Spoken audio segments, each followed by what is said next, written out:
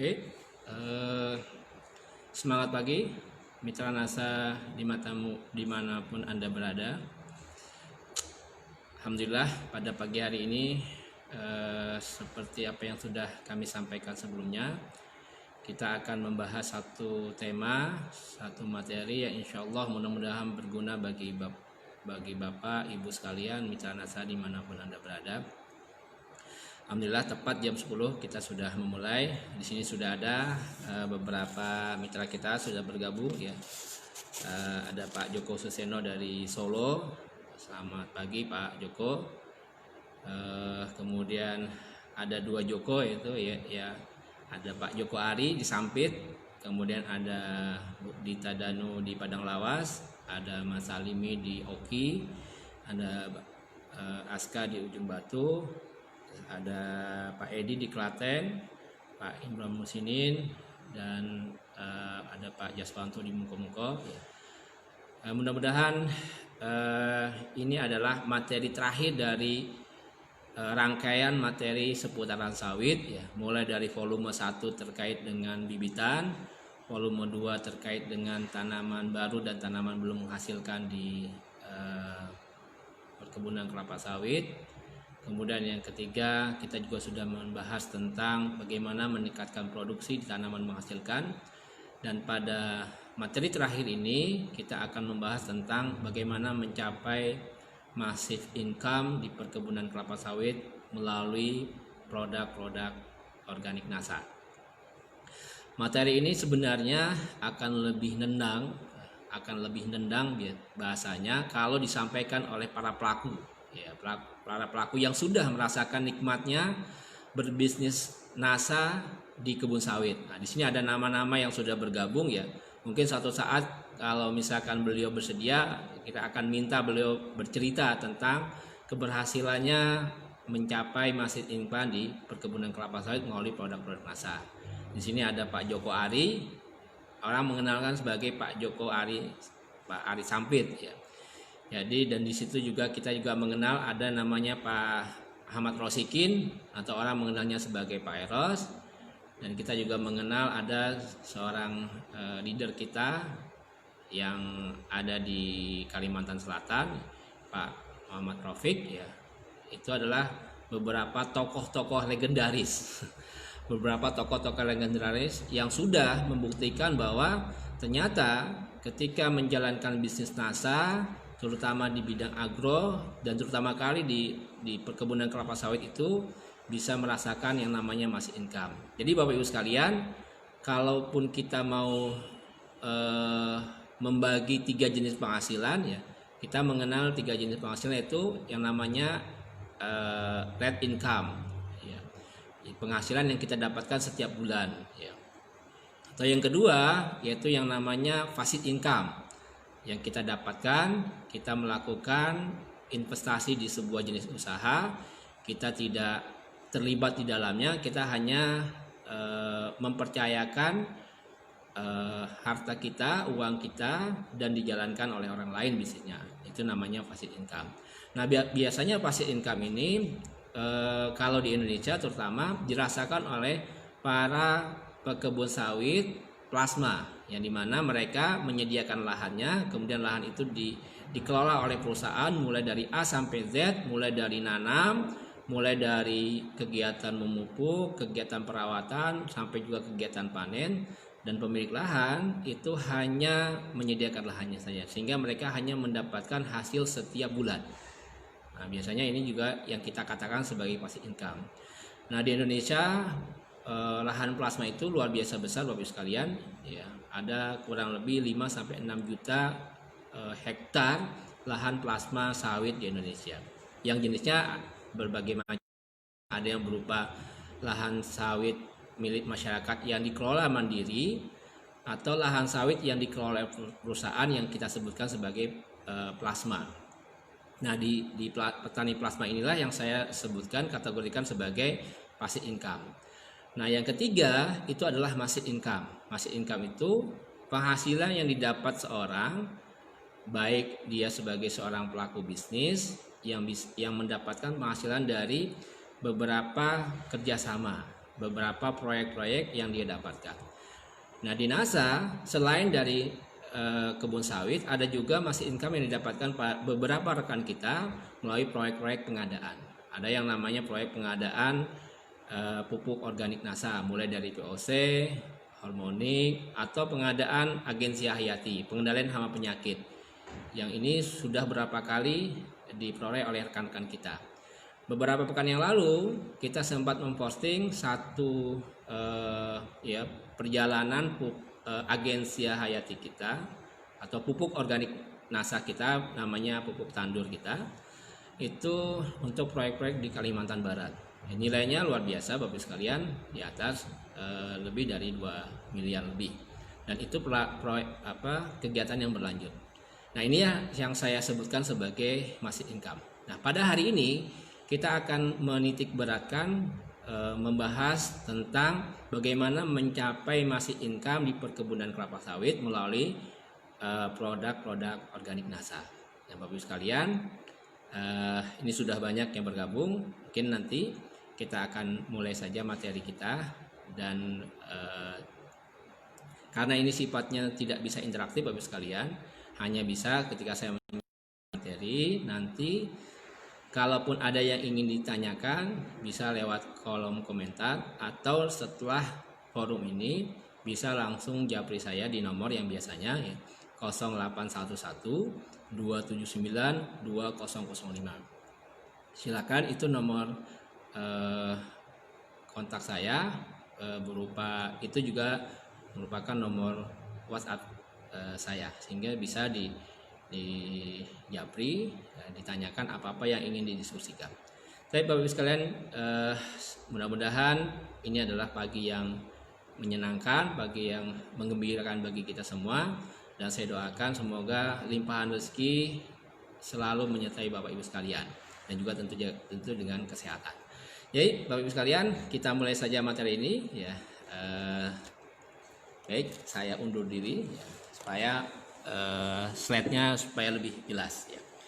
Di sini kita akan mengawali dengan apa yang dimaksud dengan strategi mencapai massive income di perkebunan kelapa sawit ya.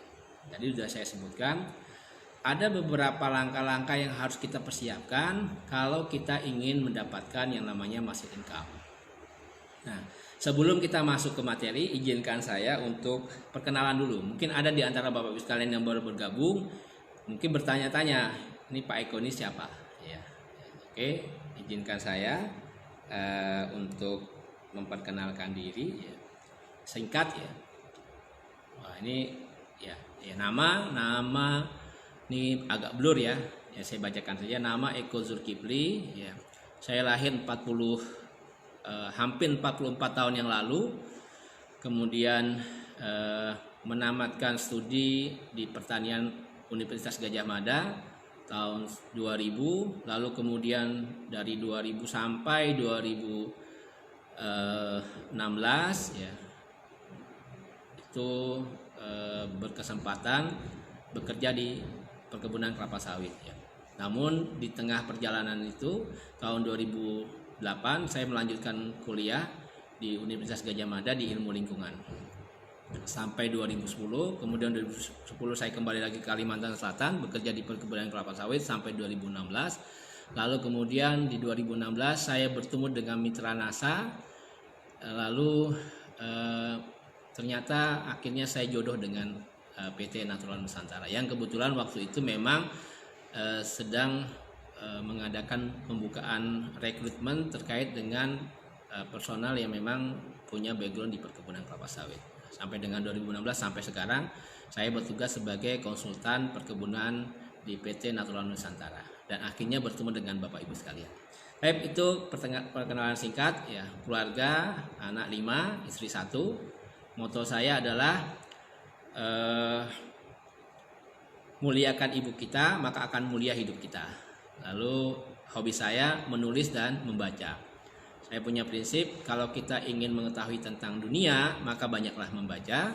Tapi kalau kita ingin dunia tahu tentang kita, tentang karya-karya kita, maka banyaklah menulis. Ya, karena itu saya sering menulis di beberapa media yang terutama berhubungan dengan artikel-artikel di perkebunan kelapa sawit.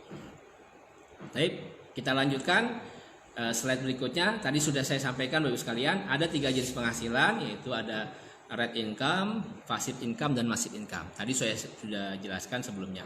Nah, kita lanjutkan ke slide berikutnya. Nah, ini adalah satu hal prinsip yang harus kita pahami dengan sebaik-baiknya kalau kita ingin mendapatkan yang namanya massive income. Ini prinsip di dalam kehidupan kita, bukan hanya dalam berbisnis, tetapi dalam segala aspek kehidupan kita. Ini adalah satu prinsip yang harus kita pegang, bahwa keyakinan.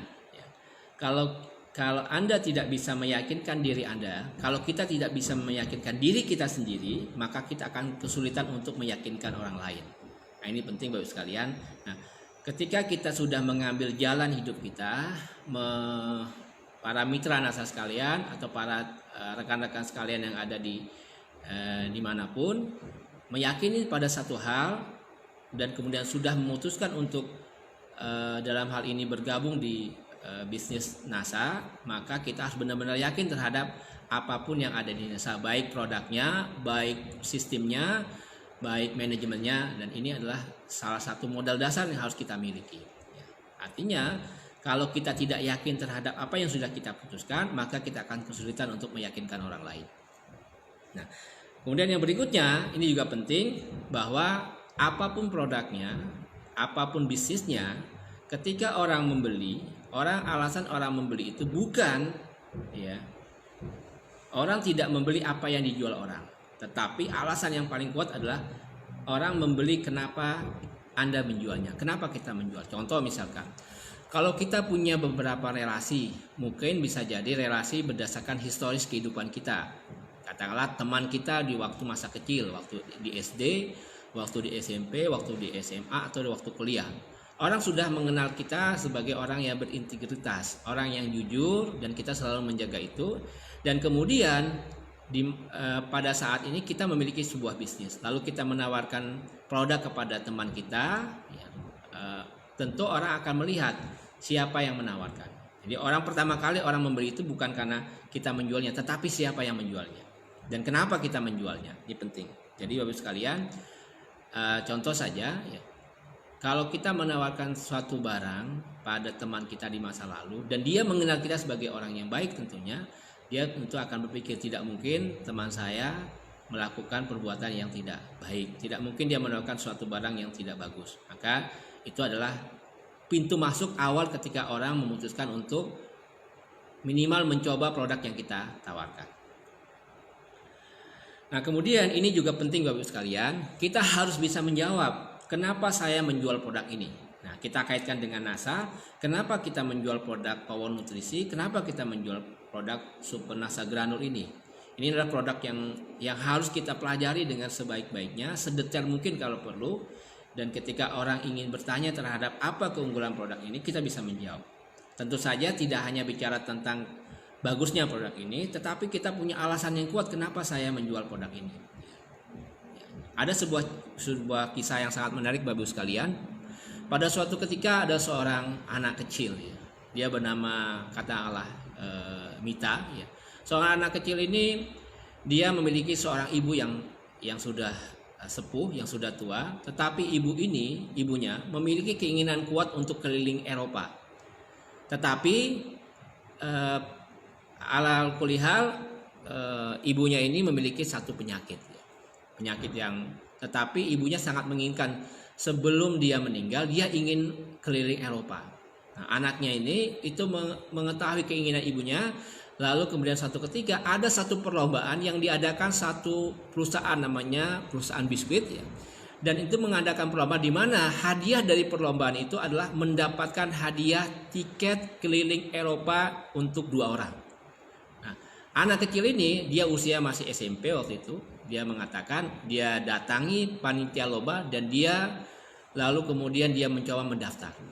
Hari pertama dia mendaftar dia ditolak. Hari kedua ditolak. Sampai kemudian panitia perlombaan itu bosan melihat anak ini, lalu kemudian dia bosan, oke, kamu boleh ikut perlombaan, tapi jangan salahkan kami kalau Anda tidak bisa menangkan perlombaan ini. Nah, Bapak Ibu sekalian, keinginan yang kuat, alasan yang kuat ini kemudian membuat anak ini bersemangat. Jadi apa yang dia lakukan? Ya, Mita ini, ya, dia selalu menunggu di lift. Ya. Ketika orang keluar dari lift, dia menawarkan produk biskuit ini sampai terus-terus, dan dia tidak yang namanya mudah baper, mudah putus asa. Setiap ditolak, dia alihkan ke orang lain. Itu dia lakukan terus-menerus sampai kemudian orang bertanya, Kenapa kamu anak kecil menjual biskuit ini? Dia cerita, saya punya keinginan kuat, saya ingin membahagiakan orang tua saya ingin memberikan hadiah pada orang tua saya supaya orang tua saya yang sekarang sedang sakit itu mendapatkan kesempatan untuk keliling Eropa. Karena hadiah dari perlombaan yang saya ikuti adalah 2 tiket gratis. Nah, semua orang mendengarkan alasan si Mita ini dan kemudian membuat satu penilaian bahwa ini anak yang sangat luar biasa, punya keinginan yang kuat, alasan yang kuat dia menjual biskuit. Sampai kemudian Bapak Ibu sekalian, ternyata Mita ini mendapatkan satu hasil yang sangat luar biasa dan dia dinyatakan sebagai pemenang lomba. Pemenang lomba, dan dia mendapatkan keinginan yaitu mendapatkan 2 tiket gratis untuk keliling Eropa bersama orang tuanya. Nah, lalu kemudian Bapak Ibu sekalian, pengumuman lomba ini kemudian menghadirkan beberapa pengusaha sukses dan kemudian diliput oleh, dan si anak ini, Mita ini, diberi kesempatan untuk naik ke panggung dan berbicara terhadap apa yang menyebabkan dia berhasil menjadi pemenang lomba. Apa yang dia lakukan? Lalu kemudian dia bercerita bahwa dia sampaikan alasan kenapa dia mengikuti perlombaan ini dan bagaimana dia bisa mencapai sebagai seorang pemenang lomba. Dan closing statementnya yang sangat luar biasa, dia mengatakan, Bapak Ibu sekalian, di setiap bangku itu ada nomornya. Setiap bangku ada nomornya, maka saya berharap Bapak Ibu sekalian mau membeli biskuit yang saya tawarkan sesuai dengan nomor bangku masing-masing. Ada yang nomornya 1, ada yang nomor 5, ada yang 10. Jadi setiap orang melihat bangkunya masing-masing dan kemudian ternyata closing statement ini semakin meningkatkan keberhasilan dia untuk memasarkan produk biskuit ini. Nah, Bapak Ibu sekalian, ini teknik-teknik yang seperti ini yang harusnya menjadi hal yang perlu kita patrikan di dalam diri kita, bahwa apa alasan kuat saya berbisnis NASA? Apa alasan kuat saya menjual produk NASA ini? Itu harus menjadi satu hal, menjadi energi yang sangat besar sehingga kita bisa mendapatkan yang saya sebutkan tadi, massive income. Karena yang namanya vibrasi, yang namanya getaran itu akan selalu bersama dengan orang yang menginginkan. Nah, tentu saja Bapak Ibu sekalian, untuk mencapai itu kita perlu yang namanya tim. Kita harus membentuk yang namanya tim yang solid, tim yang sangat kuat. Ya, karena yang namanya untuk mendapatkan penghasilan yang masif, yang besar, yang kita mengenal satu prinsip one deal one pajero, ya mungkin Bapak Ibu sekalian sudah sering akrab, ya sudah sangat familiar dengan satu tagline kita, one deal one pajero. Artinya satu keputusan, satu kesepakatan itu bisa menghasilkan satu pajero. Nah, ini adalah satu hal yang mungkin saya ceritakan nanti di slide berikutnya. Nah, Bapak Ibu sekalian, untuk itu kita perlu membentuk yang namanya tim yang solid, tim yang sangat kuat, yang dimana kita bisa membagi tugas kita masing-masing. Kita bisa mendelegasikan apa yang kita lakukan, apa yang harus kita lakukan, dan kemudian kita bisa membagi tugas kepada rekan-rekan kita. Dan perlu diingat bahwa untuk mencapai massive income di perkebunan kelapa sawit tentu saja itu perlu waktu yang tidak serta-merta cepat, ya. Ada waktunya, ya. Minimal 1-2 tahun kita perlu bersabar, ya, untuk menanti hasil yang ingin kita harapkan. Nah, yang pertama yang perlu kita buat adalah yaitu goal, tujuannya harus dipahami oleh seluruh tim. Apa goal kita nih? Misalkan di tahun 2021, ya, kita masing-masing tim, ya, saya sarankan timnya berjumlah ganjil. Karena kalau ganjil, kalau memutuskan sesuatu, kalau tidak bisa dilakukan secara musyawarah, kita bisa lakukan secara voting. Si A setuju, si B tidak setuju, si C setuju, si D tidak setuju, si E setuju. Akhirnya kita sepakati, kita setuju. Karena tiga setuju, yang 2 tidak setuju. Sehingga kita mengambil keputusan, oke, kita laksanakan apa yang sudah kita putuskan bersama. Nah, goalnya apa? Jadi kita tentukan di tahun 2021 goalnya apa? Oke, perlu diingat Bapak Ibu sekalian, di Indonesia itu ada kurang lebih sekarang 12 juta hektar perkebunan kelapa sawit. 12 juta hektar perkebunan kelapa sawit. Dari 12 juta hektar itu ya, terbagi menjadi beberapa jenis kepemilikan. Yang pertama, perkebunan besar swasta. Kita menyebutnya sebagai PBS, perkebunan besar swasta. Yang kedua adalah perkebunan sawit rakyat, PSR, perkebunan sawit rakyat. Kemudian yang ketiga adalah perkebunan milik negara. Nah, kalau perkebunan besar swasta kurang lebih sekarang jumlahnya sudah di angka 6 juta hektar lebih. Perkebunan sawit rakyat kurang lebih 3 juta hektar, 5 juta hektar. Perkebunan milik negara kurang dari 1 juta. Nah, dari 3 jenis kepemilikan ini kita bisa melakukan yang namanya identifikasi. Kita melakukan skala prioritas. Mana yang akan kita prioritaskan? Apakah goal kita pada tahun 2021 itu pada perkebunan sawit rakyat, atau perkebunan sawit swasta, atau perkebunan sawit milik negara? Saran saya, maka kalau kita ingin memulai sesuatu, maka kita mulailah dari sesuatu yang mudah dulu. Maka saran saya sebaiknya kita mulai dari perkebunan sawit rakyat. Karena penting. Ini penting karena kalau kita mencantumkan di awal perkebunan besar swasta, kalau memang kita memiliki relasi yang kuat, kemudian relasi itu bisa jadi family kita yang memiliki kekuatan untuk memutuskan decision maker untuk menentukan bahwa oke, di tahun 2001 kita pakai pupuk organik NASA, oke, itu silakan. Tetapi kalau kita tidak memiliki relasi yang cukup kuat, maka sebaiknya yang perlu kita prioritaskan adalah perkebunan sawit rakyat. Ya. Karena kalau perkebunan sawit besar swasta itu birokrasinya sangat luar biasa panjang, ya, sangat panjang dan membutuhkan satu hal. Kalaupun kita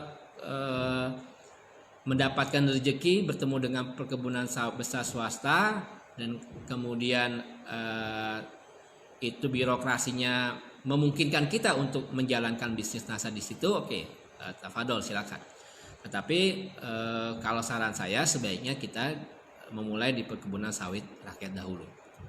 Nah, perkebunan sawit rakyat ini Bapak Ibu sekalian, itu kita bedakan juga. Perkebunan sawit rakyat itu ada 3 jenis pengelolaan. Perkebunan sawit rakyat itu pertama dikelola oleh mandiri sendiri. Seorang, si A, dia punya lahan 10 hektar, dia kelola sendiri. Mulai dari tenaga kerja, mulai dari kegiatan panen sampai kemudian menjual buah, dia kelola sendiri. Dia hanya menggaji beberapa karyawan saja. Nah, yang kedua, perkebunan sawit rakyat yang tergabung dalam satu kelompok. Nah, ya, kelompok tani, ya, kelompok kebun yang terdiri dari beberapa kelompok. Misalkan satu kelompok terdiri dari 50 anggota, masing-masing luasnya 2 hektar, berarti ada 100 hektar yang dikelola secara bersama. Atau perkebunan sawit rakyat yang dikelola oleh koperasi, KUD, ya, perkebunan sawit yang dikelola oleh KUD, di mana di situ ada badan hukumnya, ada ketuanya, ada sekretarisnya, ada bendaharanya yang punya kekuatan untuk memutuskan tahun 2021 kita pakai pupuk organik NASA. Nah, itu kalau misalkan perkebunan sawit rakyat yang dikelola oleh koperasi. Nah, jadi Bapak sekalian tinggal kita tentukan goalnya apa di tahun 2021 contoh. 2021 kita putuskan kita melakukan kerjasama di perkebunan sawit rakyat di KUD. Nah, KUD ini kita buat targetnya. Targetnya apa? Apakah di Indonesia ada 4 pulau terbesar yang ada perkebunan kelapa sawit. Yang pertama Pulau Sumatera, kemudian yang kedua Pulau Kalimantan, yang ketiga Pulau Sulawesi, yang keempat Papua. Dari keempat pulau ini kita buat lagi, kita pecah lagi, kita rinci lagi. Dari Pulau Sumatera, Pulau Sumatera terdiri mulai dari Aceh sampai Bandar Lampung. Dari Lampung Bapak Ibu sekalian, saya pernah melakukan perjalanan darat Bapak Ibu sekalian, mulai dari Aceh, dari Banda Aceh sampai ke Padang waktu itu. Hampir saya katakan saya tidak pernah melihat ada satu daerah yang dimana saya tidak pernah ketemu lahan sawit. Mulai dari Banda Aceh, mulai dari Sumatera Utara, mulai dari sampai Padang, di Riau, Di Riau, Palembang, Lampung semua ada perkebunan kelapa sawit. Ya, baik perkebunan sawit rakyat maupun perkebunan sawit besar swasta atau perkebunan sawit milik negara. Nah, target kita apa? Oke, target kita di Pulau Sumatera. Sumatera, kalau di Pulau Sumatera itu Bapak sekalian kurang lebih ada 1 juta hektar perkebunan sawit rakyat di Riau. Jadi paling besar sekarang perkebunan sawit rakyat di Riau yang dikelola baik oleh koperasi, baik oleh secara mandiri maupun yang dikelola oleh kelompok tani. Ya, kelompok kebun. Jadi kita targetkan Bapak sekalian. Oke, target kita di 2021. Nah, untuk menentukan target maka ada beberapa personil yang ditugaskan. Oke, si A tugasnya adalah mencari data jumlah KUD, jumlah koperasi yang terkait dengan usaha perkebunan kelapa sawit di satu daerah. Oke. Mulai dari Sumatera Utara, mulai dari Riau, mulai dari Palembang, Lampung, terus kemudian Jambi, Muara Bungo, mana KUD yang memang bergerak di perkebunan kelapa sawit. Cari data, itu tugasnya anggota. Tugasnya para mitra sekalian yang sudah membentuk tim tadi. Ya. Nah, kemudian yang ketiga, ini yang paling penting, kita perlu ada seorang leader. Nah, kalau di bisnis NASA tentu kita punya upline, ada downline, ada upline, ada leader. Nah, leader ini bukan sekedar memutuskan, tetapi dia memang bisa merangkul semua anggotanya. Nah, leader tugasnya adalah memotivasi para anggotanya. Tugasnya leader adalah memotivasi anggota. Ada beberapa upline yang bisa jadi kurang begitu tanggap terhadap di agrokompleks. Nah, tugasnya kita itu memberikan penjelasan. Oh, ini ada peluang, ada bisnis yang sangat luar biasa. Ada potensi yang bisa kita manfaatkan. Jadi tugasnya leader adalah memberikan motivasi tetap. Dan kemudian motivasi itu bukan hanya bisa jadi bukan dari leader saja, tetapi dari para crossland, ya, dari teman-teman mitra sekalian yang memang selama ini sukses di bisnis NASA, terutama di bidang agrokompleks. Nah, kemudian yang keempat yang perlu kita cantumkan tentang perencanaan. Tadi kita sudah mentargetkan perencanaan. Oke, perencanaan ini adalah turunan dari goal yang ingin kita capai, target yang kita sudah cantumkan, dan kemudian perlu dilakukan perencanaan. Kalau dari tahun 2021 dari Januari sampai Desember apa yang kita lakukan? Kita buat perencanaan secara detail. Jadi Bapak Ibu sekalian, ini penting. Kenapa saya menekankan kepada tim yang solid? Karena pada saat kita nanti ada tanda-tanda keberhasilan, maka tim yang solid ini sebagai satu kunci sukses dalam mencapai passive income. Kenapa saya mengatakan seperti ini? Kalau timnya tidak solid Bapak Ibu sekalian, ya, pada saat kita dikenal kita paling pintar pada saat proses mengkali. Kita paling pintar pada proses menambah. Kita paling pintar pada proses mengurangi. Tapi udah ketika pada tahap proses membagi, kalau timnya tidak solid, maka akan terjadi deadlock. Karena masing-masing pihak, masing-masing anggota merasa dia lebih berperan. Nah, ini penting sekali. Jangan sampai ketika sudah hampir mendekati hasil yang dinantikan, kemudian terjadi pecah kongsi. Nah, ini yang harus kita hindari. Nah, kemudian yang berikutnya strategi. Kita sudah membuat sebuah perencanaan. Strateginya apa? Oke, strategi yang kita lakukan yaitu dengan cara, di NASA Bapak Ibu sekalian, kita ada satu sistem yang dimana Bapak Ibu sekalian itu berhak mendapatkan kesempatan untuk membuat penawaran kepada perusahaan-perusahaan, kepada KUD. Kita mengenalnya sebagai proposal pikat NASA. Ada proposal yang dimana tugas Bapak Ibu sekalian itu hanya mencari data perusahaan-perusahaan mana yang ingin Bapak Ibu sekalian tawarkan produk NASA, tawarkan pikat NASA, pengolahan intensif kesuburan alami terpadu pupuk organik NASA kepada perusahaan atau kepada KUD koperasi yang memang bergerak di perkebunan kelapa sawit. Ya, jadi tugas Bapak Ibu sekalian hanya mencari informasi nama perusahaannya apa, alamatnya di mana, emailnya apa, nomor teleponnya berapa, dan kemudian kontak personnya siapa, dicatat dan kemudian kirimkan ke PT NASA. Ya, ada nomor yang bisa Bapak Ibu hubungi, ya. 0811 279 2004. Itu namanya Bapak Dimas Rifki Dimas, Pak Dimas yang kita kenal ya. Itu beliau akan membantu sepenuhnya kepada Bapak Ibu sekalian membuatkan proposal pikat nasa yang bisa ditujukan kepada perusahaan, kepada KUD, kepada badan-badan hukum yang memang bergerak di perkebunan kelapa sawit. Kita tawarkan. Nah, di situ kita mencantumkan nanti ada kontak person, nomor HP Bapak Ibu sekalian. Jadi tidak ada yang namanya rezeki tertukar. Ya, jadi misalkan contoh Pak Joko Ari.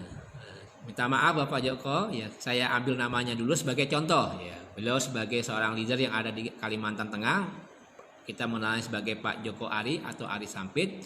Oke, beliau punya mitra yang punya perkebunan katakanlah 1000 hektar. Nah, dari 1000 hektar itu dia kenal ada seorang yang memang dia kenal kayak namanya Bapak katakanlah Bapak Sodik misalkan. Nah, nama perusahaannya namanya PT Mitra Gemilang. Nah, jadi Bapak Ibu sekalian tinggal, jadi Pak Joko Ari itu nanti akan telepon, akan menghubungi Bapak Rifki Dimas, meminta tolong kepada Bapak Rifki Dimas untuk membuat proposal. Nama PT-nya Mutiara Gemilang, terus nama pimpinan perusahaannya Pak Sodik, luas lahannya tadi 1000 hektar, terus kemudian kita menawarkan pupuk organik NASA. Jadi proposal itu jelas, standarnya standar dari PT NASA. Jadi di dalam proposal nanti kita cantumkan nama, nomor telepon Bapak Joko Ari, CP-nya termasuk juga email PT NASA. Jadi ketika nanti perusahaan itu respon, memberi tanggapan, perusahaan itu nanti akan menghubungi baik PT NASA atau menghubungi Bapak Joko Ari. Nah, dan kalau misalkan perusahaan tersebut respon, kemudian mengundang kita untuk melakukan presentasi, maka manajemen akan mempertimbangkan apakah perusahaan ini layak untuk kita datangi atau tidak. Kalau misalkan personal garansinya adalah Pak Joko Ari misalkan, lalu kemudian akan mengutus ya, konsultan PT NASA untuk melakukan presentasi, bahkan kalau bisa sudah melakukan uji demo plot, uji pupuk di lokasi perusahaan yang bersangkutan. Bahkan dimungkinkan kalau misalkan perusahaan tersebut menginginkan mengadakan kerjasama hitam di atas putih tertulis, kita akan buatkan MOU, ya, Memorandum of Standing, ya, yang kemudian kerjasama antara kedua belah pihak, jadi company to company dari PT NASA dan PT yang bersangkutan. Nah, lalu keuntungan Pak Joko Ari di mana? Ya, Pak Joko Ari itu keuntungannya adalah beliau akan mendapatkan mulai dari bonus value, mulai point value, kemudian cashback yang bisa didapatkan. Dan itu nanti kita hitungkan dalam slide berikutnya. Nah, jadi perlu yang namanya tadi strategi. Jadi Bapak Ibu sekalian tinggal mencari data-data mana perusahaan-perusahaan yang memang bisa kita tawarkan produk NASA melalui program pengiriman proposal yang kita siapkan. Nah, kemudian database. Nah, database tadi sudah saya sampaikan. Jadi tugasnya para mitra yang tergabung dalam tim tersebut bertugas untuk mencari perusahaan-perusahaan, KUD-KUD atau pemilik-pemilik kebun sawit yang memang tertarik untuk menggunakan produk NASA. Nah, lalu paling tidak setiap bulan kita lakukan pertemuan. Nah, di zaman sekarang Bapak sekalian, sekarang yang namanya pertemuan tidak mesti fisik ya. Melalui forum media sosial saja kita bisa melakukan rapat-rapat ya, meeting-meeting melalui online. Jadi Bapak sekalian, walaupun punya mitra, baik misalkan seorang yang sekarang berada posisi di Jogja, dia punya mitra di Kalimantan, mulai Kalimantan Tengah, Selatan, Timur, Barat, Tenggara, Utara, terus kemudian di Sulawesi Selatan, Sulawesi Tengah, ya, kemudian di Papua misalkan, kita bisa melakukan meeting. Nah, setiap bulan kalau penting kita melakukan evaluasi sudah sampai di mana progres yang sudah kita lakukan. Nah, inilah yang kita sebutkan sebagai tim solid.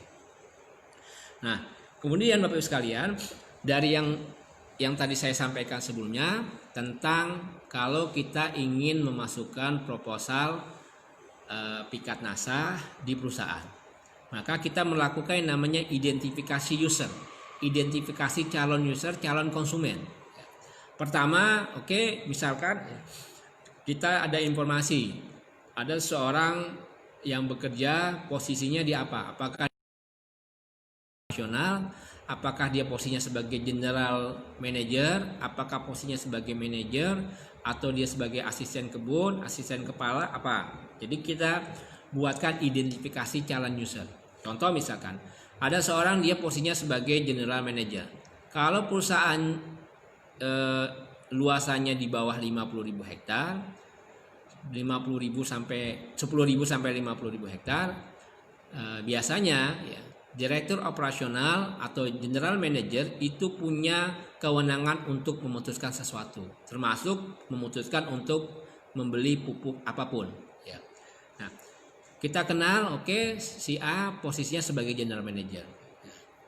Lalu kemudian bagaimana hierarki organisasinya?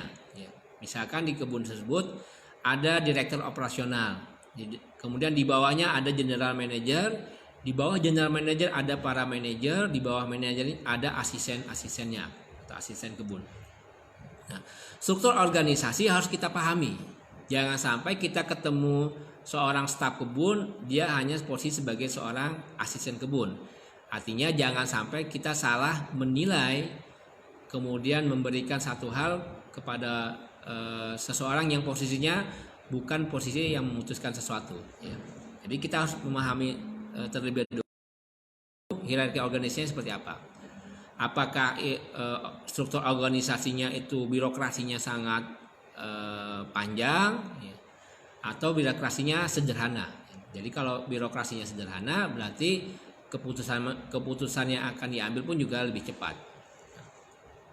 Nah, kemudian yang kedua, orang ini karena kita tidak bisa bertemu secara langsung, tidak mesti bisa bertemu secara langsung, kita pahami usianya berapa. Kalau usianya katakanlah sudah di atas 45 atau 50, tentu saja kita perlu menggunakan yang namanya bahasa-bahasa yang sesuai dengan orang yang kita hadapi. Jangan sampai usianya sudah 50 tahun atau 55 kita sebut Kak. Kan lucu. Jadi kita menawarkan produk, kita menyapanya dengan Kak. Padahal usianya sudah 50 atau 60 tahun.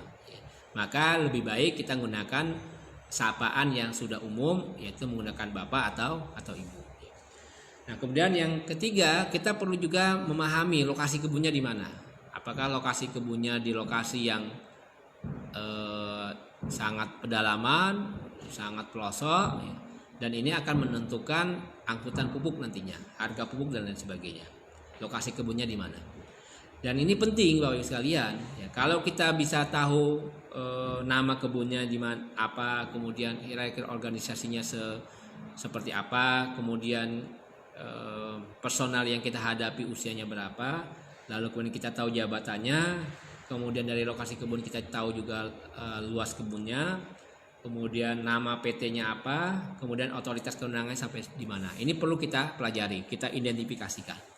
Karena ini penting, karena kalau kita tidak bisa melakukan identifikasi, kita akan kesulitan untuk memutuskan apakah personal ini layak untuk kita lakukan kerjasama yang bersangkutan.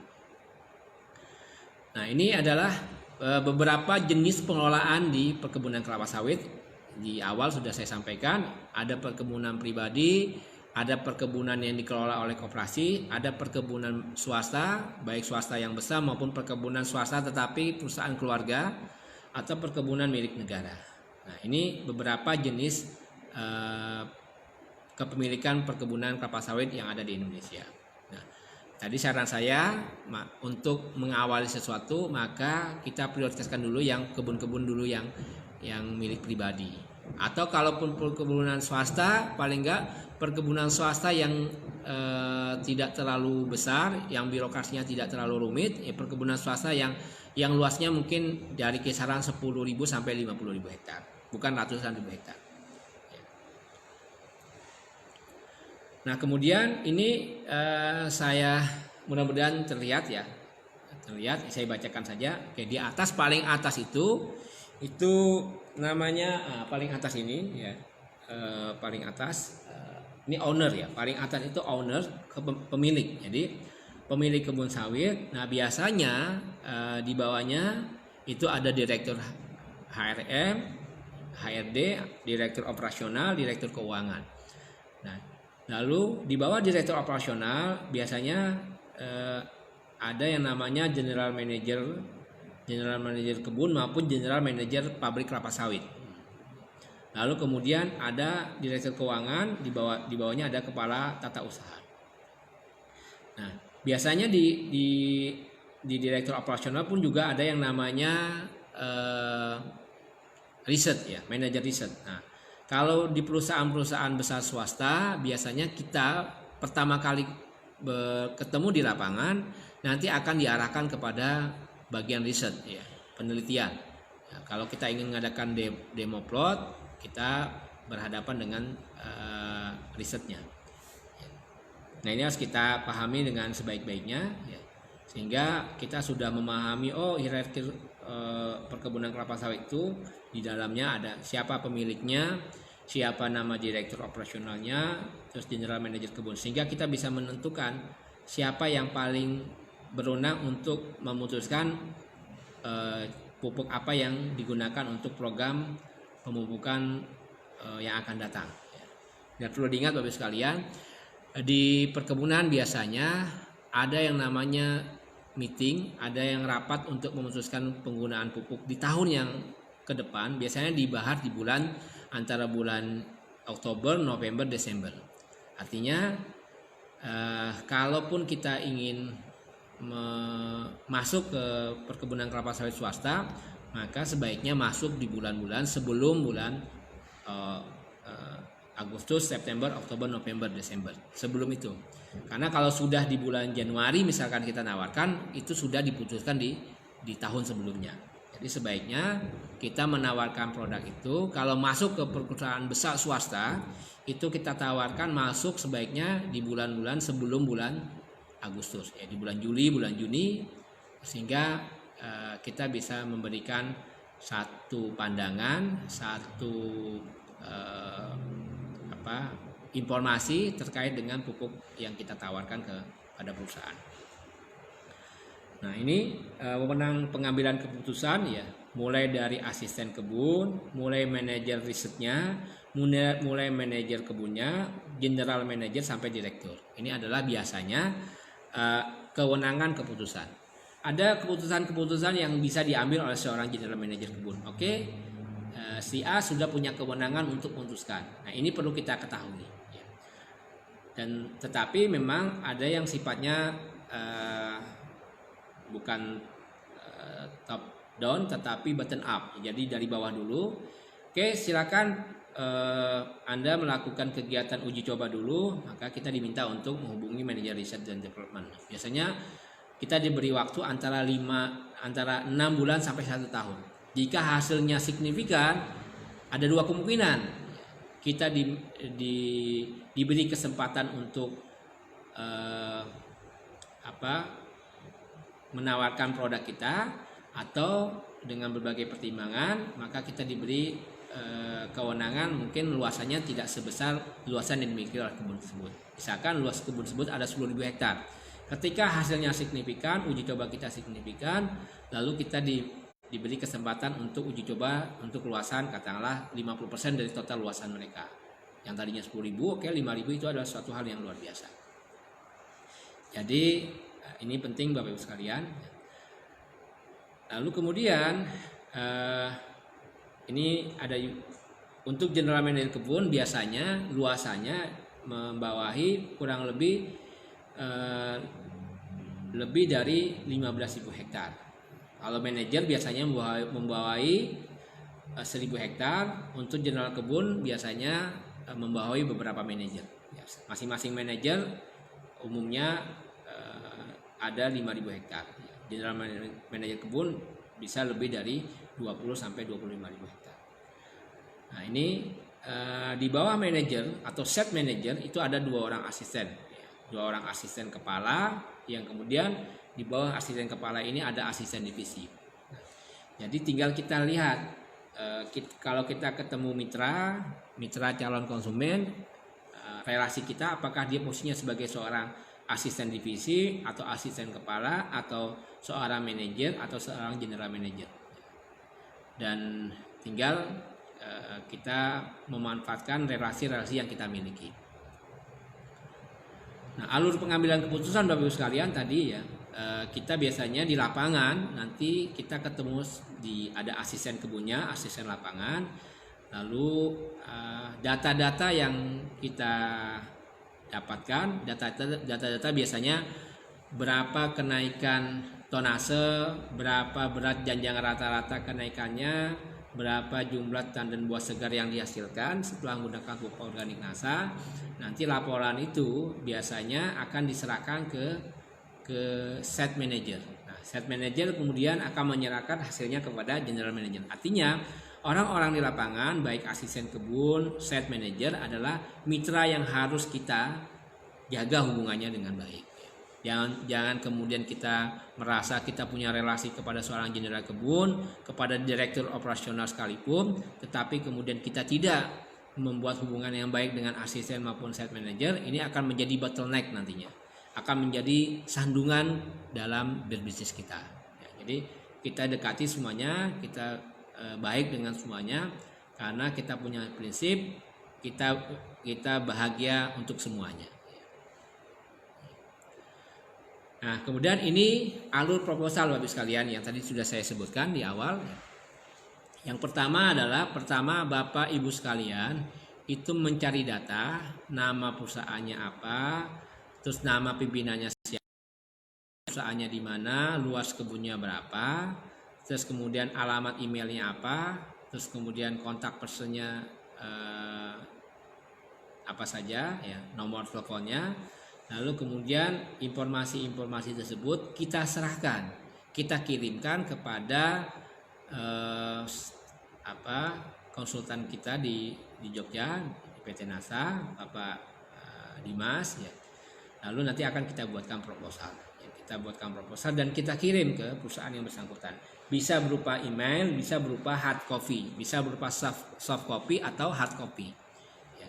Nanti akan ada respon, kita lihat responnya. Kalau responnya bagus, biasanya mereka akan menghubungi, baik menghubungi Bapak Ibu sekalian maupun menghubungi PT NASA. Nanti kita akan follow up, ya. Bahkan kalau Bapak Ibu sekalian bisa menghadirkan mitra tersebut ke Jogja, itu luar biasa, ya. Ketika misalkan mereka mau kunjungan ke Jogja, kontak saja kita di Jogja, ada kunjungan, nanti kita akan lakukan presentasi di kantor, dan mudah-mudahan itu menjadi salah satu pembuka rezeki Bapak Ibu sekalian. Karena selama ini beberapa kali terjadi deal kerjasama itu ketika ada staf atau ada pimpinan kebunnya datang ke Jogja. Nah, nanti ada dua jawabannya. Follow up itu bisa berupa jawaban resmi dari perusahaan, kita diminta untuk melakukan demplot, atau langsung ke kerjasama, minta mengadakan MOU. Itu adalah alur memasukkan proposal, ya. Nah, ini beberapa istilah penting: afdeling, blok, tandan buah segar, tanaman menghasilkan kastrasi. Nah, Bapak Ibu sekalian, sekarang saya akan masuk, mungkin nanti materi ini akan saya share di grup kita, ya.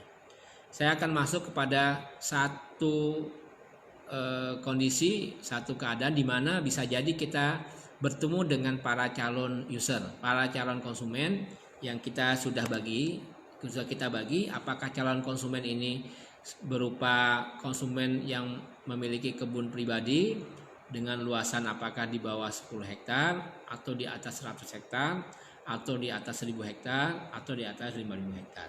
Nah, ketika kita ketemu dengan calon-calon konsumen, kita juga perlu membuat satu strategi yang sangat penting. Ya, pertama, kita harus menjalin komunikasi secara intent dulu. Ya, intent dulu itu lebih memberikan pengalaman saya, ya, memberikan hasil yang lebih baik dibandingkan kita tidak melakukan itu.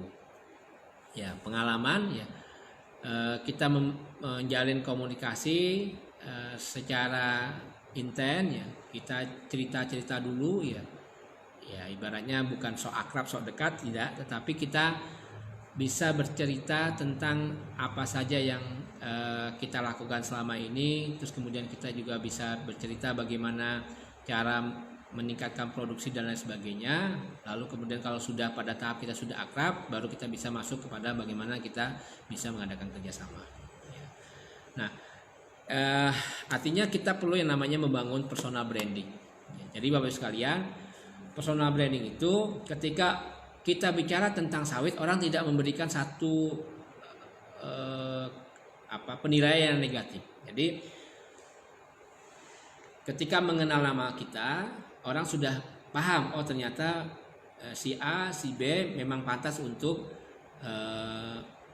berhadapan dengan para praktisi di kebun sawit. Makanya kemudian kita perlu menguasai istilah-istilah tadi saya sebutkan. Kita istilah dulu nih, istilah di kebun. Kita pahami istilah-istilah di kebun sawit, apa itu updeling, apa itu blok, apa itu TBM, tanaman belum menghasilkan, apa itu TM, tanaman menghasilkan, apa itu kastrasi, terus apa kemudian namanya TBM1, TBM2, TBM3. Nah, itu perlu kita kuasai sehingga ketika kita berhubungan dengan para praktisi di perkebunan kelapa sawit yang itu bisa menjadi calon user kita tidak kehilangan konteks, kita tidak kehilangan konten, kita tidak kehilangan bahasan terkait dengan perkebunan kelapa sawit.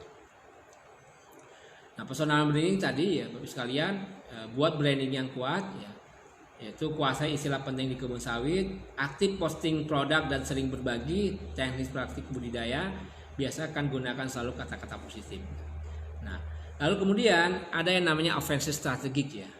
Ada yang namanya misalkan kita buat postingan, buat aja video-video singkat Bapak sekalian ya. Ini zamannya generasi milenial ya. Kita buat video-video singkat terkait dengan kebun sawit ya. Katakanlah hanya 3 sampai 5 menit ya. 3 sampai 5 menit bagaimana kita menghasilkan produk dari kebun sawit ya. Kemudian bagaimana perkebunan kelapa sawit yang setelah menggunakan produk NASA meningkat dari, makanya kita perlu mengatakan bahwa dengan produk NASA ini bisa meningkatkan hasil yang tadinya berat janjang rata-rata itu hanya berkisar 15 kilo, tetapi setelah 6 bulan menggunakan pupuk organik NASA sudah bisa meningkat menjadi 18 kilo sampai 20 kilo berat janjang rata-rata.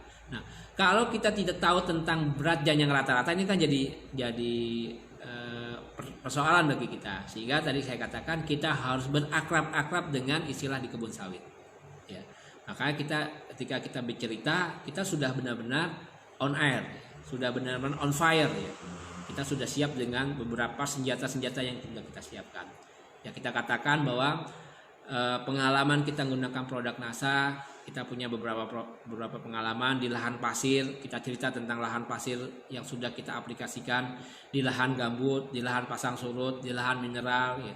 Terus kemudian kita, kalau misalkan Bapak Ibu sekalian yang ada di Sumatera itu merupakan satu anugerah tersendiri. Karena apa? Karena di Jawa tidak ada yang namanya kebun sawit, tetapi yang namanya Sumatera, mulai dari Sumatera Selatan, ya tadi sudah saya sampaikan, Sumatera, Kalimantan, Papua, dan Sulawesi, kita akan ketemu kebun-kebun sawit. Kita akan bisa buat video-video singkat, mulai dari tanaman belum menghasilkan, mulai dari tanaman baru, kita buat video-video singkat, dan kemudian kita posting. Ya. Dan kemudian Bapak Ibu sekalian, biasanya ini menjadi hal yang credit point tersendiri bagi kita. Kita buat bagaimana kalau tidak gunakan produk NASA hasilnya seperti ini. Kalau gunakan produk NASA hasilnya seperti ini. Artinya kalau tidak pakai produk NASA akan membuat kerugian bagi para pemilik kebun. Lalu kemudian bisa jadi kita buat program yang namanya ini program menjelang Hari Raya Idul Adha misalkan. Ada yang namanya diskon sampai batas sekian.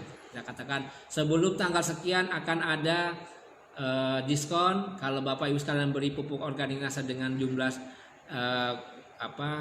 order sekian akan ada bonus sekian. Kita buat seperti itu. Harus ada berbatas waktu. Lalu kemudian kita buat yang namanya MOU hanya berlaku untuk luasan minimal 500 hektar. MOU ya. MOU itu dimana kita sudah buatkan, kita kemarin sudah buatkan yang namanya klausul MOU Bapak sekalian. Dan ini sudah kita jadikan satu standar yang itu bisa digunakan untuk kita lakukan kerjasama dengan beberapa perusahaan. MOU-nya misalkan jika terjadi kenaikan sekian persen maka akan seperti ini. Jika kenaikan sekian persen maka akan berlaku seperti ini dan sebagainya. Contoh misalkan kita pernah membuat MOU untuk 10.000 hektar. 10.000 hektar kita bagi beberapa klausul. Klausulnya di mana kalau tidak terjadi kenaikan di bawah 5% maka klausulnya ada produk yang tidak perlu diganti, tidak perlu dibayar. Misalnya kenaikan di atas 10% maka pihak kedua yang menggunakan produk NASA itu punya kewajiban untuk menggunakan produk NASA untuk luasan katakanlah 5.000 hektar. Nah, klausulnya sudah ada. Ya, ada kesepakatan-kesepakatan yang sudah kita bukukan dan standar. Nah, kemudian yang berikutnya jaminan penggantian produk. Kita harus berani Bapak sekalian.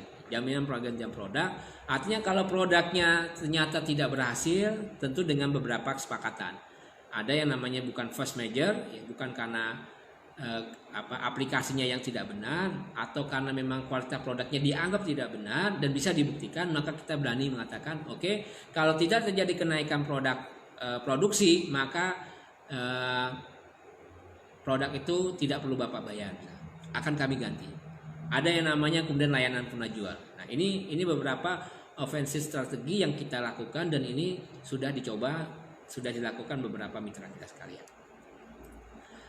Nah, kemudian inventaris keunggulan produk, ya ini juga perlu kita sampaikan bahwa produk kita pertama meningkatkan hasil produksi, kemudian biayanya efisiensi biaya, aplikasinya praktis, terus efisiensi tenaga kerja, bahan baku ramah lingkungan, kandungan nutrisi paling lengkap. Ini bisa kita jelaskan dengan detail. Contoh misalkan meningkatkan hasil produksi, buktinya apa Pak? Contoh lahan berapa hektar? Saya punya lahan 10 hektar. Oke, 10 hektar kami minta 5 hektar kita gunakan produk NASA, yang 5 hektar tidak menggunakan produk NASA. Kita bandingkan Pak antara 6 bulan sampai 1 tahun. Oke, kita bandingkan. Nah, nanti yang tidak pakai produk NASA hasilnya seperti apa? Yang gunakan produk NASA hasilnya seperti apa? Nah, itu akan kita bukukan secara bersama-sama. Nah, kemudian efisiensi biaya di mana? Oke, misalkan kita tanya dulu, Bapak anggaran pupuk selama setahun berapa? Oke, 1 tahun saya punya anggaran pupuk 6 juta rupiah per hektar. Oke, 6 juta rupiah per hektar. Lalu kita katakan dari 6 juta rupiah per hektar Bapak minta efisiensi biaya berapa? Oke, saya tidak perlu kurang dari 6 juta. Yang paling 6 juta. Oke, 6 juta Bapak bisa pakai pupuk NPK tetap dan juga menggunakan pupuk organik NASA. Kita buat standar. Jadi kita beri beberapa pilihan. Jadi Bapak sekalian kita punya beberapa pilihan. Yang pertama 51. 51 berarti 5 sak super NASA granul dan 1 kotak power nutrisi. Kita hitung biayanya, apakah biaya 5 sak itu 1 saknya 10 kilo berarti 50 kg super NASA granul dan 1 kotak power nutrition. Nah, berapa biayanya? Kalau kita lihat, kita hitung, kalau misalkan biaya anggarannya itu tidak dianggap tidak memenuhi standar konsumen kita, maka kita tawarkan alternatif kedua apa? Yaitu 31. 31 itu apa? 3 sak super NASA granul dan 1 kotak power nutrisi. 30 kg super NASA granul dan 3 kg power nutrisi. Lalu kemudian kalau misalkan dianggap alternatif kedua ini masih dianggap kurang memenuhi standar secara biaya, lalu kita tawarkan yang ketiga, yaitu 11. 11 apa? Super NASA granul 1 sak 10 kg dan 1 kotak power nutrisi, yaitu 3 kg power nutrisi. Itulah beberapa tawaran-tawaran yang pilihan yang kita lakukan. Tawaran-tawaran yang kita sampaikan kepada calon user, sehingga kata kuncinya adalah jangan sampai mereka tidak menggunakan produk NASA karena pertimbangan merasa biayanya mahal. Ya, ini kata kuncinya. Karena kalau kita membandingkan antara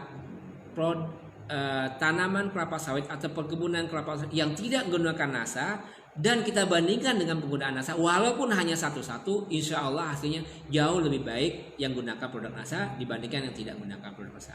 Tetapi kalau kita bandingkan yang satu dengan 31, yang satu dengan 51, pasti insya Allah yang lebih baik yang 31 atau yang 51. Tapi kalau kita bandingkan antara satu dengan perkebunan kelapa sawit yang tanpa menggunakan produk NASA sama sekali, maka tentu lebih baik yang satu. Ini adalah salah satu kunci yang harus kita pegang.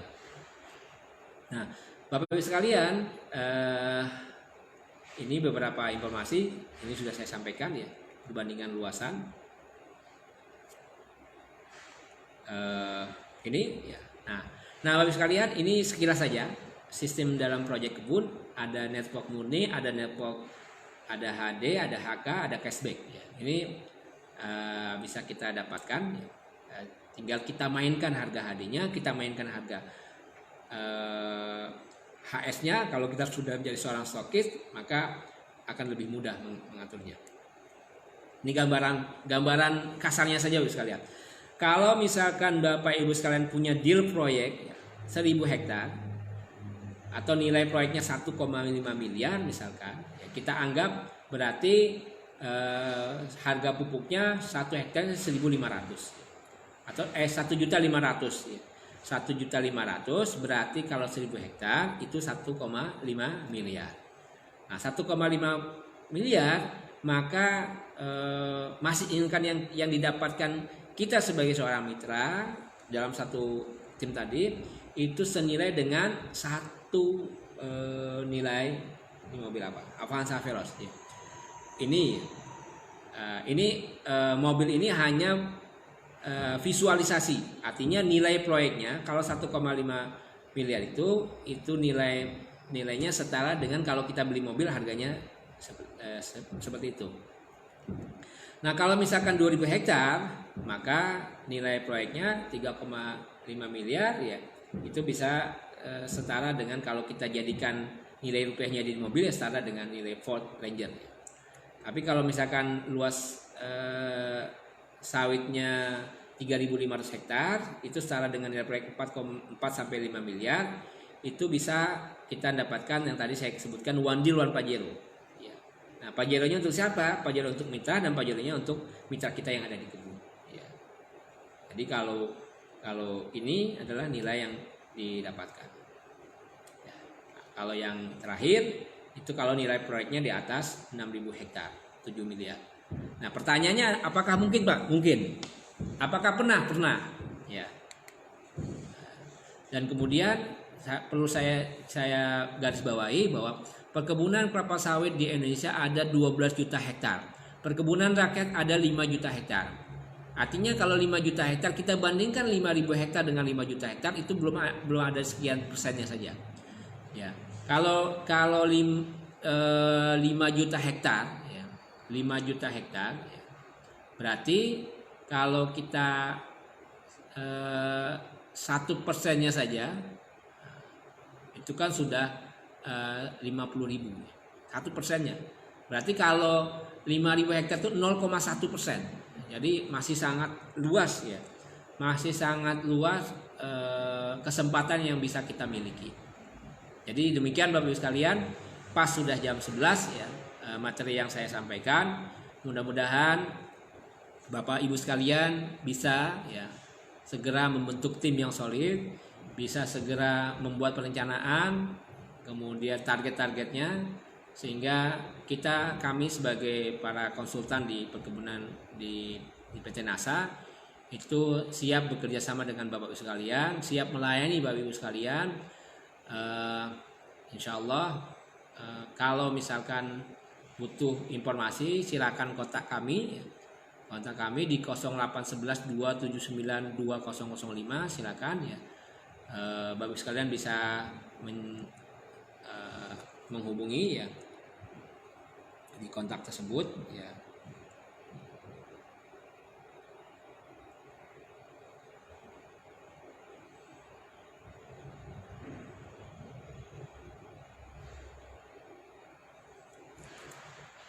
Saya tuliskan dulu nomornya ya biar nanti jelas ya. 0811 279 2005.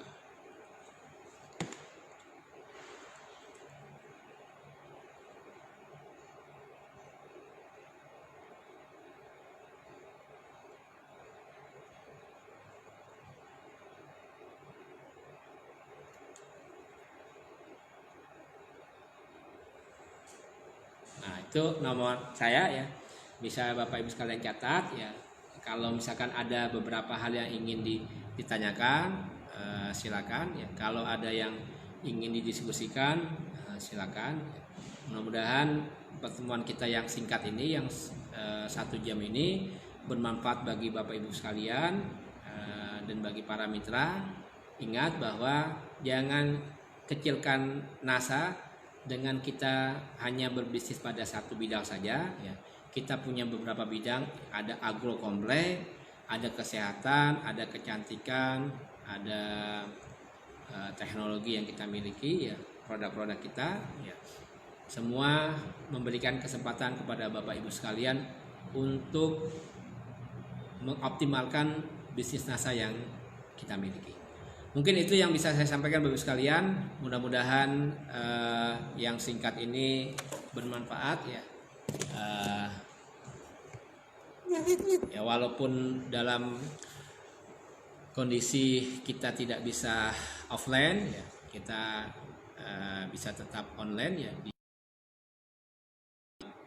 Mudah-mudahan Bapak Ibu sekalian tidak bosan ya, tidak semangat terus ya, selalu semangat ya. Dan insya Allah ini adalah pertemuan terakhir untuk materi tentang kelapa sawit ya. Insya Allah dalam pertemuan-pertemuan berikutnya nanti kita akan kita minta beberapa para konsultan NASA untuk mengisi di grup ini, mulai dari pengendalian hama penyakitnya, mulai dari pertanian, mulai dari peternakan dan perikanannya. Dan insya Allah mudah-mudahan grup ini tetap bertahan, tetap diminati oleh para Bapak Ibu sekalian. Kita hanya memberikan apa yang kita ketahui ya, sedikit yang kita ketahui, karena prinsip kita adalah kita tidak akan pernah berhenti berbagi dan kita tidak akan pernah berhenti Bapak Ibu sekalian dimanapun Bapak Ibu sekalian berada.